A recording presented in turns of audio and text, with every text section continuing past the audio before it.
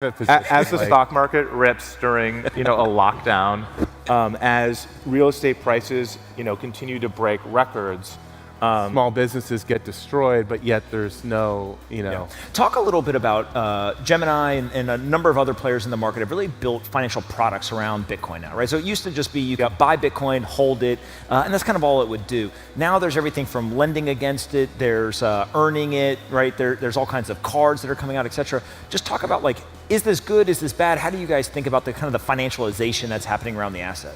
I think it creates greater price discovery, and the fact that you can come to Gemini earn 2% while you hodl your Bitcoin is amazing, because you can't get anything like that from a bank in the traditional system. And then we're really excited about the Gemini credit card, which is launching very soon. We have over 250,000 people on the wait list, and you can earn Bitcoin rewards while using that card in your general spending behavior. We think it's a great individual empowerment thing. You're already doing this behavior, and now you can invest in the future of money and hodl and not earn silly, flimsy airline miles or whatever. So we think it's going to be a really mainstreaming moment, because people don't have to think about when they buy Bitcoin. It takes sort of the timing piece out of it, because a lot of people say, well, when do I buy? And it's you don't have to time that. It's really helpful.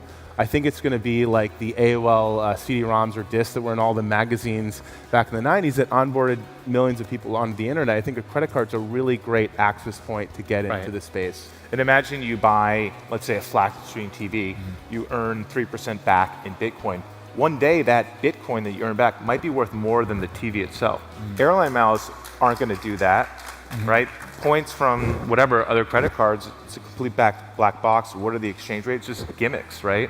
But at least you have a chance with Bitcoin to actually get, turn spending into investing, which is just a no-brainer. I'm going to do this all day long. You know, why would you not stack sats as you spend your US dollar shitcoin?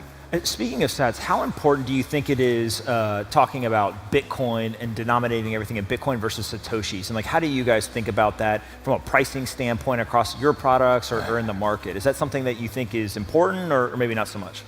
So a lot of people don't realize you don't have to buy just one Bitcoin. Literally. You can buy a fraction of a Bitcoin, everyone. Yeah. You can buy Gemini and buy $5 worth of Bitcoin, a fraction, but a lot of people say, oh, it's $35,000, I'll never afford it. It's you can buy a very, very small piece. And a fun fact, there's 46 million millionaires on the planet. It's only 21 million Bitcoins, so they won't own a Bitcoin. So if you own a Bitcoin today, you will be a millionaire in the future, for sure. Congratulations. You guys are really buying favor with the audience, telling them that. Yeah. I know how to win them over. And so, looking forward, what are you most excited about around Bitcoin? Is it some of the layer 2 stuff? Is it kind of more people coming in and buying it? Just what gets you guys excited about the future of Bitcoin? So one other thing is, I think I looked at, there's 32 companies that have Bitcoin on its back. There's 40,000, about 40, 50,000 publicly traded companies globally on global exchanges, right? 32 of them have Bitcoin on their balance sheet. Square, MicroStrategy, Tesla, only 32. Do we think that number is going down or going up, right? What happens when that number is 500, 100,000, 10,000? What does that do to the price of Bitcoin? It's not even it's like the second pitch of the first inning, in terms of when you think of where this thing can go. And then when the companies all have Bitcoin on their balance sheet, then a central bank's going to fall, because they have gold on their balance sheet, right? They do that because they know what they're doing by printing money. They stack gold. They're just going to start stacking Bitcoin. So don't watch what they say, watch what they do. And they're stacking gold because that's what they know how to do, right? But they will stack. But you're going to have more companies doing this. You're going to have central banks. You're going to have, countries. Is it just time? Is that all it takes for more companies and eventually I countries? think a lot of it is time. And then continuing what happens with the debt loads and the fiat regimes, that's making it very easy. Bitcoin for Bitcoin. Yeah. And when you guys think about Bitcoin developers, I know you've done a lot in terms of supporting Bitcoin developers, and a lot of actually what you've done is kind of behind the scenes in terms of supporting the ecosystem. Maybe just talk about the efforts there and kind of why that's so important to you. So without Bitcoin core development, we don't get anywhere, right? If we don't secure the network, we don't scale it, we don't make it more sustainable, then doesn't matter what we do. So it's very important to support and give back. We started the Gemini Opportunity Fund to support those efforts, and we're really excited about that. And I think we've sponsored now 3 core devs, and we just started it last fall. We were on Peter McCormick's podcast. He sort of Did Peter strong arm you? he kind of guilted us to do a little bit, but just he a was little absolutely right. You know, Imagine what happens when you come on the best podcast rather than the second best. yeah. It's going to be expensive. You start paying us, right? But no, it's great. We're very thankful for Peter to have done that, because it's great to give back. And we've given, I think, 1.5 million we've committed to date to that. So Got it. And we'll keep going.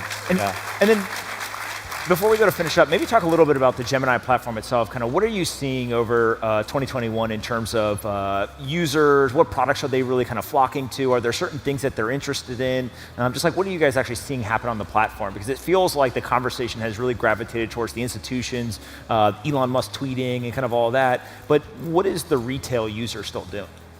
Well, this has always been a retail-driven phenomenon from day one. Banks don't know how to get their head around it. Their compliance office okay with it. So like Wall Street's still not even there really, but it's really been a movement of the people. it's all about the individual and empowering the individual. And that's why we started Gemini, to build simple, safe, reliable products to empower people to get into crypto. Right. And it still is an individual movement. It's everybody in this room. It's not like a nameless organization or faceless organization. It's really all of you. Right. So we've seen that in just the new baseline, the level of support for Bitcoin, the understanding, the people in it. It's incredible. I mean, 2017 was an interesting year. It was kind of exciting. This is an order of magnitude bigger, more substantial. And even if there's a correction or another crypto winter or whatever, because things can get overexcited, like it's just going to be a completely different market and baseline. So we're really excited, and that's going to happen again into the next halving. And the US dollar is going to keep getting printed at the same time. Right.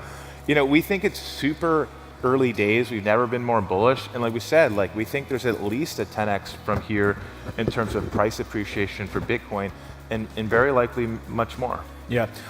For those that are in the audience, what can they do to kind of further the Bitcoin mission or kind of this movement of global adoption? Are there specific things that you guys suggest to people that they can do themselves? I think continuing to tell our story, right, around Bitcoin being a freedom fighter and the most powerful thing for personal freedom since like the personal computer and the internet and the printing press. It's really amazing. And I think we just need to keep telling that story and fighting the FUD. And I think Bitcoin could be the impetus for a huge renaissance in renewables. And it really, we need to tell that story more. And so I think that's really important. Right.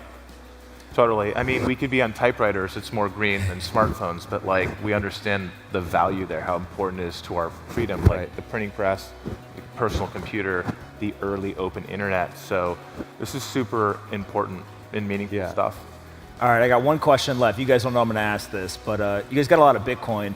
Do you still like stack sats and dollar cost average, or like now we're good? Well, we're going to use the Gemini credit card and stuff. we're not dummies. You can never have enough Bitcoin. We wish we bought earlier. We wish we bought more. Everybody says that no matter how much you have. So, and we'll look back on today like it was so early. I wish I bought at 35,000 or whatever. So it's super early days. It's maybe like the late 90s of the internet, but now you can own a piece of the internet. You don't have to pick the racehorse necessarily. Yeah. So just own a piece of Bitcoin, and it's going to work out. Awesome. Cameron and Tyler WINKLEVOSS.